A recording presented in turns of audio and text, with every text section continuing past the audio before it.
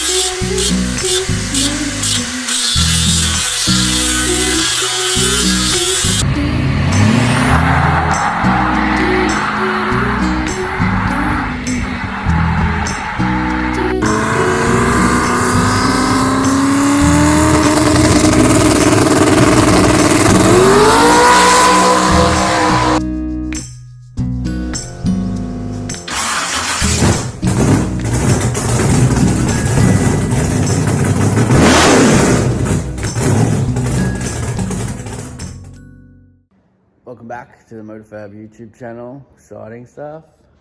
Frickin' voila. Motor is in. You'll see that this episode. And gearbox is in. It's all happening. Finally back on the Torana. It's been a bit of a distraction from that thing over there, but it's been a good distraction. So a few bits and pieces are starting to align, so the Torana's back. So we're full steam ahead, and thank you all to all bought the Aussie Rivals merchandise and bits and pieces, shorts and stuff over the last week or two. Really appreciate it. So keep them coming through, and appreciate your support. I won't talk too much. Just get into the build. We'll rip the motor out of that, gearbox out of that, and into there. Enjoy the episode. Don't forget, like and subscribe. Here we go, ladies and gentlemen. The moment I've been dreading, really. It's a bit of a sad moment. We're about to pull a little bump in apart. It's been a solid workhorse, and yeah, it's got to pull the bits and pieces I need out of there to put in the little Torana. So I've been putting it off, but time is here. Time to start pulling it apart. So here we go. Righto, so stage one, I've gone through and labelled wastegate plumbing, here, and then all of the vacuum ports, which I've just lettered. And I'm up to S. I'm running out of letters fast. I'll show you as it goes back together in the other car. There's a lot to the way I do my boost control. It's very important. So there goes the compressor. So it can be confusing as to how this plumbing sort of goes together.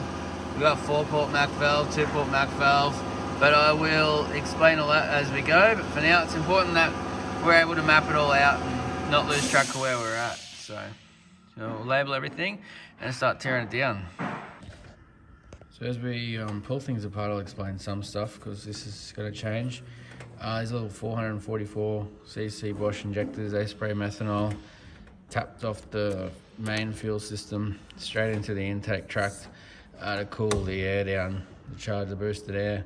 And yeah, it was just never really, I don't like the way the fuel rail fits to the O-rings, and it would quite often split an O-ring or push an O-ring and leak fuel past it. So we were always having to change the O-rings, and always picked it at idle, never once had it go during a run, which was lucky, otherwise it would have sprayed a lot of fuel out. The thing runs about 115 psi fuel pressure when it's up on 40 pounds of boost. So I'm probably going to change this system somehow so it's a little safer, even though it never failed me catastrophically. It did fail at idle a few times, so we'll make improvements as we go. So a lot of people always ask about that, but you might see a different setup. Maybe this part will keep the same. We might just change the setup for the top half. We'll see. Moving right along, we have got all the turbo system off, which, as you can see, takes up a lot of room, and it's quite a job to get it all off. The main reason I'm building this car here because I want to go faster, but probably one of the biggest things for me to transfer to a car like this was this car, the way I built it, looks cool and it works great, but it is so hard to work on. Some things are easy, some things are just a nightmare to get apart and get out of there. It's just really packed in there too tight. This car will have obviously lift up front. Everything will be a lot more accessible. And I'm building it with the anticipation of it has to get worked on. I want to be able to pull engine bearings and take cylinder heads off and all that sort of stuff in the car. So we've just got the motor yanked out now. A couple of little things. I had to, disconnect the fuel hose, the tank and everything was in there. Boxes out. So that's, when I bought this box, I had a Turbo 400 in Newton and I upgraded to this Power Glide. I bought it with the anticipation that it was going to go intention, I guess, that it was going to go in that car. So it is a full billet internal BT Glide. I think they're rated around 3,000 horsepower. So 2.5, 3,000, something like that. But yeah, was never destined for this car. It had future plans in mind. So that'll I'll just yank that motor out of there now and we can start tidying up. Here we go, we've got the trusty Motorfab fork in, you know what that means. Another engine getting pulled out. So it's a big moment. It's the end of an era for the old girl. This would be the first time this engine's been out of this car in about 4 years, I think. The old engine, I used to pull it out every Christmas time and check and change the bearings and stuff like that, but I've been a little bit slack with maintenance and I've been very good with my tune-up, so I haven't hurt anything or broken anything. Probably raced more than ever, and yeah, this little engine's been a trooper. It's survived for, like I say, about 4 years with nothing but oil and spark plugs changed. So I'll get a little tickle up while it's out, and before it goes in the Torana, or it'll probably go in the Torana for mock-up first, but before the Torana runs, it'll get a little birthday. But yeah, testament to good parts and knowledge and tuning, and your engines survive and hang in there. And so it's not a pain, you have to pull them out so much, but when it's in the Torana, I'll lean on it a lot more. So there's a good chance it'll have to come in and out a bit more often. Hence why an easier car to pull it in and out of. And when you start to lean on the tune, it's nice to be able to check bearings and stuff like that, I reckon. So it'll be good. In the Torana, you got absolutely no hope in the world of getting the sump out of this car without pulling the engine out. So in the Torana, you'll be able to drop the sump and get the engine bearings out of it without pulling the engine out. So here goes. We'll loosen the mount bolts and pull it out.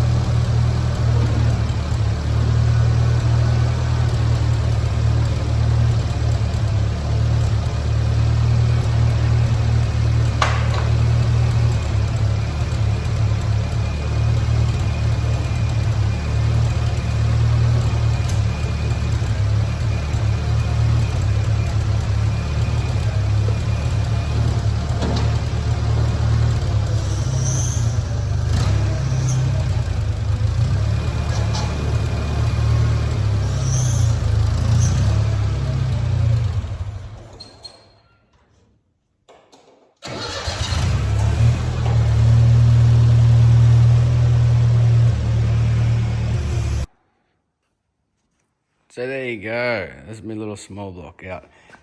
Yep. I've been a little slack with servicing. I haven't cleaned the oil. I start it all the time. I drive it around the complex all the time, so it's got methanol in it still. No, it's not hurt. No, there's no problem. That's methanol cars for you.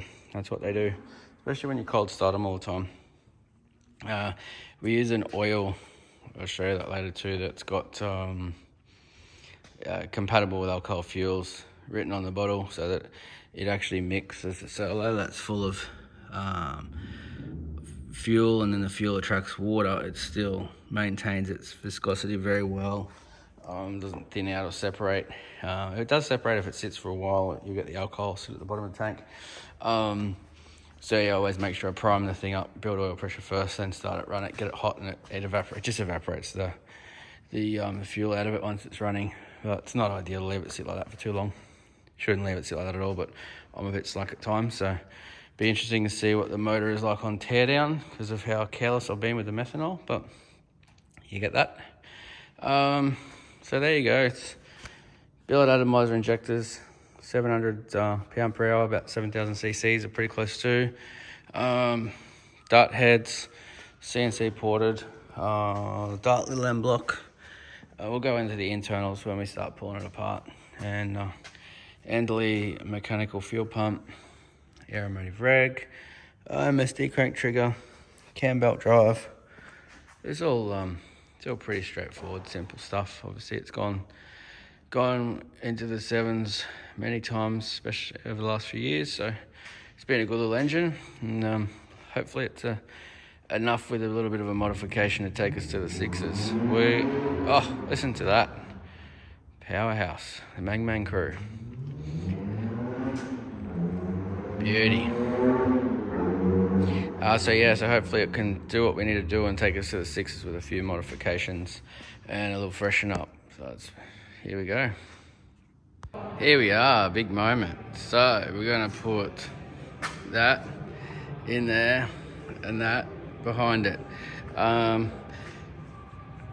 Other cars, on that one, you do the engine box a few times, you sort of work out a pattern that it all works. So I've not done this car before other than the block, and the dummy gearbox, which is really easy, because you can lift either of them by hand, but this time around they're a bit heavier, so we're gonna have to figure out the patterns. It might not be a seamless operation, but so far what I'm thinking is putting the motor in first, because then it'll sit on those dowels there, and then I can put the front plate on, so the motor can just sit there and stay in situ, and then I can put the box up to the back of it. If I put the box in first, there's no dowels, so it'll have to have some bolts, and then the bolts have got to come out for the engine to go in, so the box is probably going to drop down. But what I am going to do, I'm going to make some feet. The way that I've set the back mount up there, it actually slides back and forth on those rails there. So I actually want to make some little feet, probably off here down to the chassis, with some slides, so you can actually unbolt everything and slide the gearbox back in the car without having to take the box out. That way you can get the converter in and out, and it's just easy. Take the tail shaft out, slide it back. The tail shaft loop is all removable, so that's easy. So it'd be nice and easy to get the box backwards and forwards without having to actually pull it out of the car, and because it's got to come, it obviously sits in the car with you, so it's got to come out through the door hole, and with all the bars and stuff now it gets a little bit tricky. So that's where we're at. We'll put this motor in first and see how we go. Right, so I've hit a little snag. I've got no one to blame but myself for this one. I've set when I drew this engine plate, got a laser cut out. I've used a smaller flex plate on a block that I had sitting around, and didn't realise the smaller flex plate fits the flex plate on my motor, which I didn't know what it was at the time. I just guessed that it'd be the same as the other one that I had, but it's not, so it doesn't fit. Only by a tiny little bit too. So I don't know what to do now. I've obviously got to grind it out, but it just put an hour extra or 2 hours extra of stuff around that it's created, but that's all right. I've made the mistake, so I'll wear it. Other than that, it was smooth sailing. So it's look at that, because the motor's just sitting on the piss a little bit there, but we're getting there. It's sitting in. So now the good thing is once I get past this little hurdle and get it mounted in, get the gearbox mounted in, I can do heaps of things, and it's good. It really frees up. The chassis is just about done. Obviously I'm going to pull the body off the chassis to finish welding it, but it'll make it a lot easier. And so this is why you'll see all these little sections removed and stuff like that, because it's all going to get chopped into pieces to get it off the chassis and then go back together. So that's why I'm not even worrying about that stuff until it's done. Seems odd to build it all and pull it apart, but that's I want to build every single piece of the car. That's why it's all still dirty and ratty. I want to build every single piece of it finished before I pull it all apart to paint it, so that there's no changes, or there's always going to be changes, but to minimise that, try to do it all so it'll be pretty much drivable before it all gets pulled apart, and then weld up all the little tricky welds that I can't get at with the body on. So yeah, so we'll get past this little clearance issue on the flex plate and then get the box in. But other than that, it looks good. It's going to be nice to work in. You'll see I never welded these. This was just a dummy setup that I put the steering rack in because I didn't have a complete engine in to know where it goes. I'll still have to have a bit of extra clearance for the big block because eventually one day the car will get big block. So now I can actually shift that back, shorten my steering down and fix those rude angles of the steering arms there. That was just a temporary thing so we can move it around the shop. And for those who haven't watched all the episodes, this is one of the only parts of the original car. This was the original rack that came in this actual car, so bit of heritage there. That's why it's a ratty one, not some fancy billet race one, but yeah, if it works, it's there, just use it. So yeah, so we're getting there. That'll be able to come back quite a bit because it fits under there anyway, so that's good. We're moving in the right direction. Keep going. So we are in, engine plates in, front and rear, gearbox is in. The box is really easy actually. I really like all this arrangement that I put in. But takes like two seconds to get the tail shaft loop out of it. So it's gonna be nice and easy. Get the box in and out, really easy. So I got a few things that I fixed. The engine, this bar here is just tucked in all the way around, and it's I must have got knocked somewhere along the line. It's just putting a little bit of pressure on the engine plate, so it's a bit hard to pull up. And it's thicker than the dummy plate that we used to set it up, so it's pushing the front plate forward. So just got to probably just knock a couple of those tacks and re-tack it in exactly the right spot. So that changed a little bit. You can actually see there's a bit of a bow in that front plate because of the thicker rear plate that's pushing forward that extra 4mm. So I'll remake these. I didn't do them up because I don't want to force anything, but I'll remake those with the holes in the new correct spot. And there's a little bit of fit and fiddle to go on this. I've got to take the piece out for the fuel pump. I'm just still deciding whether the fuel pump's going to live there or not yet. We'll see how we go. And this time around, something that was really annoying on the Ute, Focus ever, was the alternator on the diff. Lots of people think it's cool, but when you just need to quickly start it and charge it a little bit, it's a real pain in the butt. So I'm gonna make up a pulley to go in behind this fuel pump mandrel, maybe down here, run an alternator, and then figure out turbo pipes. I'm still trying to decide on turbo. I think I'm going to change to twins from the big single and see how we go. Time and financially, I'd like to change that for a plenum, but we'll see how that goes. I got to fix that steering up, as I said, push it back now that I can locate it where I want. And yeah, so just got to finish off the gearbox cross member now, drill the holes in it, crush tube the chassis and bolt that all up, square everything off, and yeah, shift them out. All the little fun jobs start now. Turbo plumbing is something I really enjoy, so on a car like this I do. I don't when they're in a tight engine bay and you got to keep pulling the motor in and out to do them, but cars like this, when you can just run everything where you want, it's a piece of cake. I like it. It'll be really enjoyable. I actually want the turbos, whether they go here, there, whatever, we'll decide on that story for another day. I want them mounted, fixed to the chassis so that you can pull everything apart, V-band the manifolds and stuff off, and leave the turbos in place. So I just want to make the whole thing a lot easier to work with. You can see the way the old manifolds had to miss everything. The other car had to come up and around, which meant I had to custom make these rocker covers, which are okay, but they're a bit of a pain. They were quite a pain to get them to seal up and not leak. A few few modifications along the way. But yeah, so I'll be looking forward. I'll probably put a nice set of billet ones on there, so small block Chevs with only 4 bolts. A prick to get the rocker covers not to leak, especially when you've got boost in the motor. So nice new set of rocker covers will be good, and they'll go on, so I've got heaps of clearance for the manifolds. They don't foul with the rocker cover. Will be nice, and yeah, like I said, a little fun job starting here, so looking forward to that. And there you go.